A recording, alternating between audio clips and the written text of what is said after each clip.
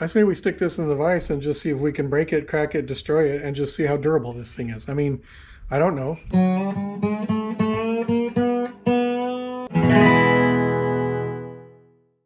Episode 6, things are going well. I'm starting to have some success. Here's where we're going to end up when you guys watch this episode. So I've got the sound ring in, soldered in. I've got the top and the side soldered together. And man, I don't know if you can tell on camera, but this thing is dead flat. Not a dent, not a warp. That was my goal. We had to get this perfect. I mean, that's why I started over, because I wasn't happy with that other one. I'll show you how I got there. Here we go. I want to make some little clamps that lightly clamp the top and the sides together so that I can solder them. So I went to Harbor Freight and I bought the best, highest quality vice grips you can get for $14, a bunch of them. And I'm just going to weld on some little arms so that it will reach up inside over the side of the body and clamp the top and the side together so I can hold it tightly where I want to solder it together. I've gotten so many great comments and so many tips and suggestions and help from so many people. I love it. It's been awesome. So I got a comment from a sheet metal guy that said one of my videos was rough to watch, because I'm not a sheet metal guy, and I'm sure if you're a sheet metal guy, it probably was really rough to watch. He gave me some names of some people that tell you how to do some sheet metal stuff, and holy cow, has it been awesome. So thank you for that. One of the things I learned from that guy was he had these kind of vice grips with the little metal pieces. You'll see after I make them. So he could clamp stuff together lightly and do some welding or soldering or whatever it was he was doing. The other thing that I learned from that same guy, I think his name's like Ron Covell or Ron Cowell or something like that. I better go look it up because the guy's amazing. One of the other really cool things I learned about that was when I make those sound rings and I was cutting all the kerfs on both sides, that was, I think, the one that the guy who's the sheet metal worker was watching that said, man, that was hard to watch. That Ron guy made a banjo ring, and he showed you exactly how he made the form on the ring flat so that the cone could sit on that ring without having to cut all those curves, bend that over, and then solder in a ring. And really, I don't see those curves on the Nationals or any of the others. So I think somebody's doing something better and different than I'm doing there. Anyway, this Ron guy, he showed how he made those rings and folded over that side. And he started with a bead roller with some offset dies. So I ordered a bead roller, and I'm going to try and make one of those soundwell rings without cutting all those little curves in it, which would be awesome. That would change everything for me. It'd be way, way easier for me to do. Let's get to work on making these into something that will clamp the tops and the sides together and see how that goes.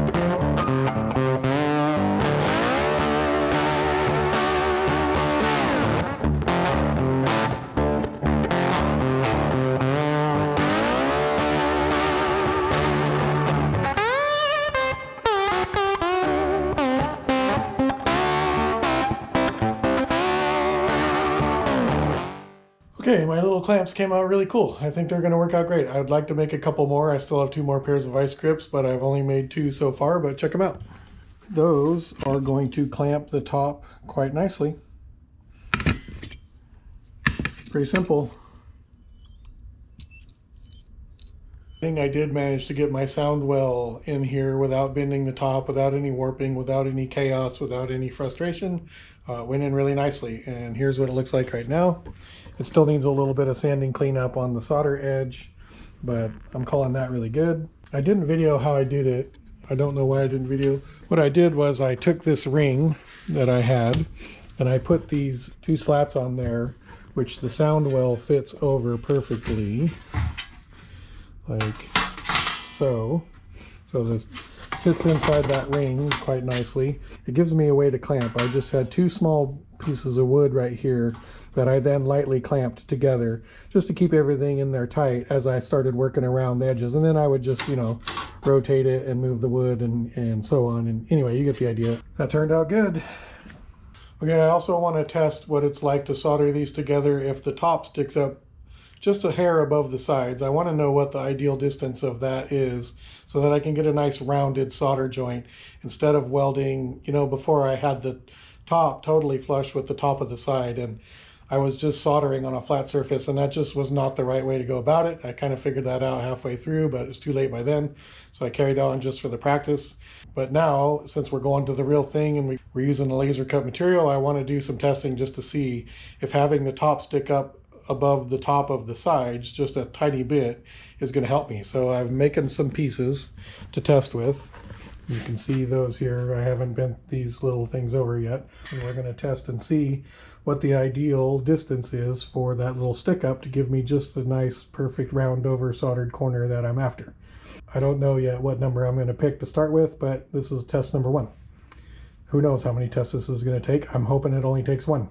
Okay, I've got my test piece ready to go, and it's varying heights above the edge of the side so that I can kind of do all the soldering at once and test a bunch of heights. So you can see on one end it's darn near close to flush, and then in the middle it gets pretty tall, really tall over here. I'm getting way more confident with this soldering process, and I want to just try propane with a torch with an adjustable flame thing. Now I know I can get higher quality torches, and if this propane thing works out good, I may just do that. Hold on one second. I'm going to ask you guys some questions because I bet you'll know. Hold on. Okay, I have a drawer full of acetylene torch tips. I have a feeling that one of these ones in here, if I attach it to propane, is probably about ideal for what I need to do. I have a whole bunch of different options here. That one's way too big. Does anybody out there know, can I attach these things to like one of the big propane tanks so I don't have to use that little torch with the tiny little gas tank that gets terrible gas mileage? If anybody out there knows if any of those are capable of running propane on a propane tank, please let me know. You guys are amazing me with the knowledge. I really appreciate all the comments and the help. Who knows, maybe we'll come across, maybe I've got everything I need to come up with the perfect setup to solder this thing really easily. I mean, maybe propane's the way to go instead of the butane with the smaller torch, because that little gas tank, I love that little torch. It's working good for me. I'm getting good adhesion. I can't pull the pieces apart. It's a little slow. Honestly, I feel like I'm better at soldering now than I was when I started, and so I would imagine if I step up my game a little bit with the propane and maybe a bit more flame, but you know, a little hotter, I might be able to get this done a little quicker. I'm kind of to that point now where I feel like, yeah, slow and easy was a great way to learn and get started, but I'm ready to step up my game with that. So thanks for the comments. I really appreciate them.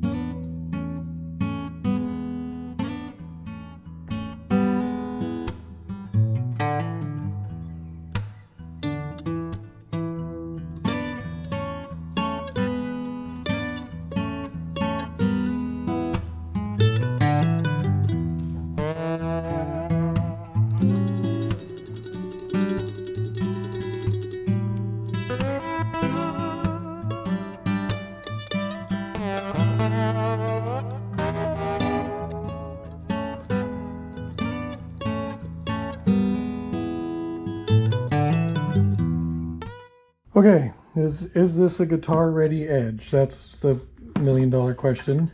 It's pretty good. I don't know what to say. Interestingly enough, it didn't make a huge difference on how much it stuck up above the side. In fact, where it was really, really low down here,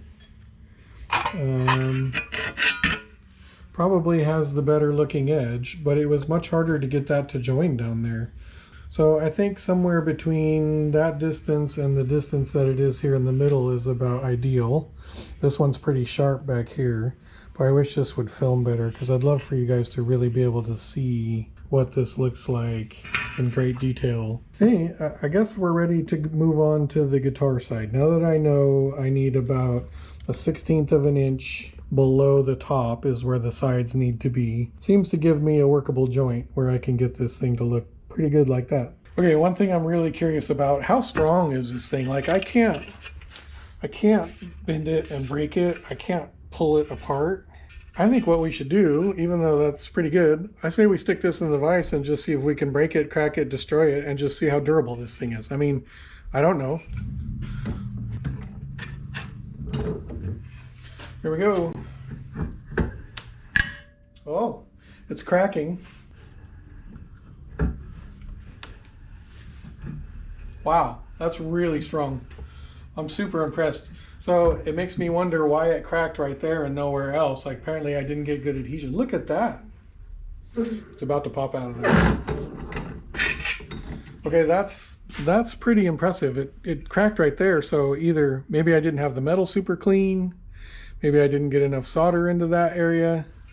But dang, that thing's crazy strong. And I can't believe that none of that cracked. That's a good sign that none of that cracked right there. So interesting to see that right there. I don't know. I bet you my metal was dirty or something right there. Maybe I didn't get it clean enough. Maybe I didn't get it hot enough. Oh, maybe not hot enough. Obviously, all the rest of this is just crazy strong. I can't not believe how good that is. This is a great method for putting these together because I can't break it. I mean, obviously I don't know yet, but that sure seems to me like that's going to stand the test of time. That's good. That was a cool test. That was good info. Okay, let's solder this thing together. I'm about to hit you guys with the mother of all time lapses. It's probably going to be a little long. Fast forward if you don't like it. If you wanted to see the process, then that's cool too. You'll notice I'm using the propane just to heat the body. I guess I need to make a little more progress on my soldering skills before I jump right to the propane. I do it a little bit here and there just to try and do it so that I can get better at it. So I'm working at it, but I'm still not super confident with the propane, so I'm still happy with that little torch, even though it's slow and it runs out of gas fast. Anyway, here we go. Mother of all time lapses. Good luck with this one, guys.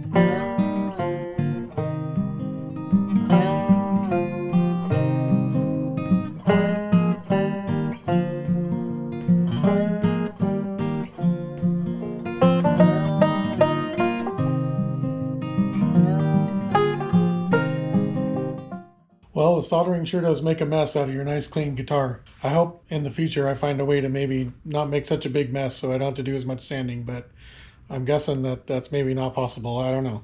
Anyway, here we go. We're soldered, but we're not sanded yet, obviously. But we got her soldered all the way around. No tension in the sides, no nothing. Everything's good. It looks like I got really hot right there. Pretty hot right there. We're soldered together. Okay, now it's just cleanup time. Lots of sanding, lots of that kind of stuff. Hope that goes well.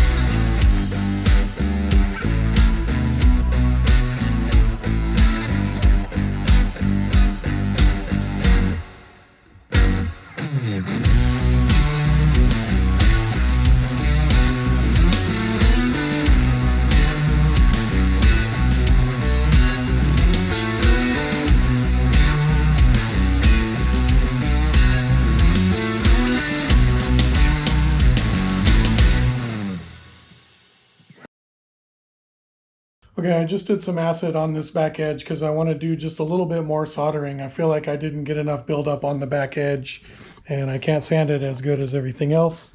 I'm going to go over this back edge and just hit it with a little bit of solder.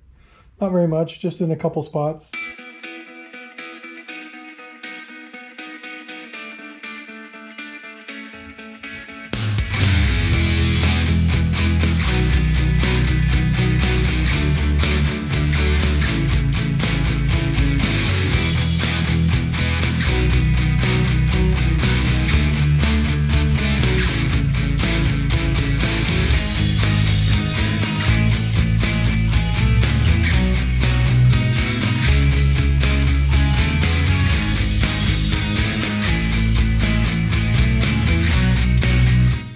Okay, now that we're here, I think it's time we start focusing on the neck a little bit. That's going to be the next step. I'm going to have to get this front all buttoned up. I haven't made that little joint perfect yet and soldered it together. And I need to end up cutting a hole right here so the neck stick can go through. The neck is going to have to get whittled down. I think I talk about it somewhere else.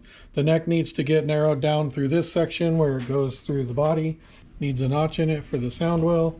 And then we'll screw it in through the soundwell, screw it in through the back, screw it in through the fretboard, and that's how the neck attaches. Let's show you guys the CAD file so you can kind of see how the neck goes and what all that looks like. So filmed this little CAD file segment, I don't know, a long time ago. I just haven't found the right spot to show it yet, and maybe I never will, so let's just show it now. Here we go. Okay, CAD file I wanted to share with you guys. So this is my CAD layout, CAD plan here of the Resonator. A few interesting things about it. There's not much info about how the neck looks like when it goes through the body and underneath the soundwell and back to the end. So this is what I've come up with. I'm at about 7/8 inch thick through that area. There is a screw that goes through the soundwell.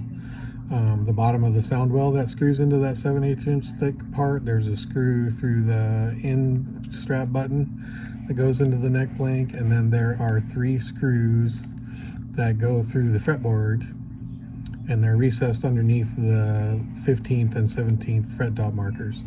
That section that I've got going through the body is 1.5 inches wide. You can see I'm using a 1/2 inch lip for my soundwell, which I think is bigger than some, but I just wanted a decent amount of room for that screw to screw the neck to the bottom of the soundwell. I think with those 5 screws, everything will be snugged up really firm and tight and fit in there really, really well. That should be good to go there. I'm using a 3-degree neck angle, 15-degree angle off of that. for the headstock.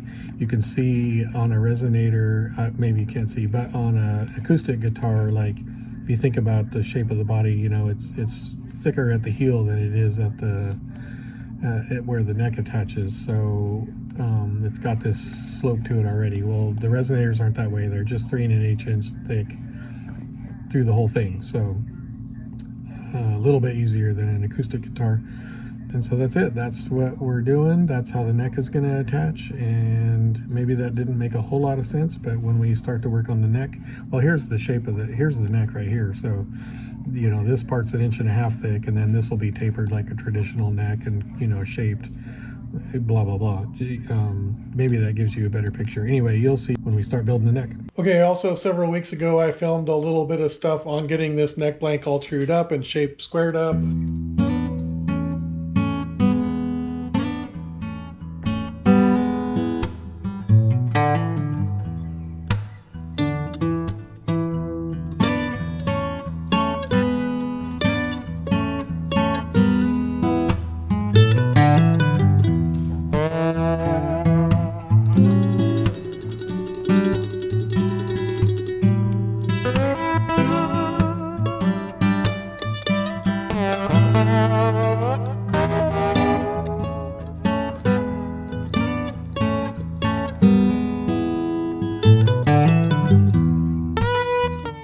It's all trued up and it's ready to just start getting fit into the body now. So that's probably what we're going to focus on next. I don't think we're going to do that neck work on this episode because it's probably already getting a little long. So I'm going to leave it off here. And I think the next time we come back to this, we're going to be working on the neck and trying to get it fit into the body right. That's it. I'm leaving you off on that one. Sorry for the mother of all time lapses. It just felt so good to me to get that done and get it done well to a level of quality that I was satisfied with. So I shared it all with you. I'm sure you wore the arrow off of your arrow button, fast forwarding through that. Thanks again for watching, and we'll see you here shortly with some work on the neck.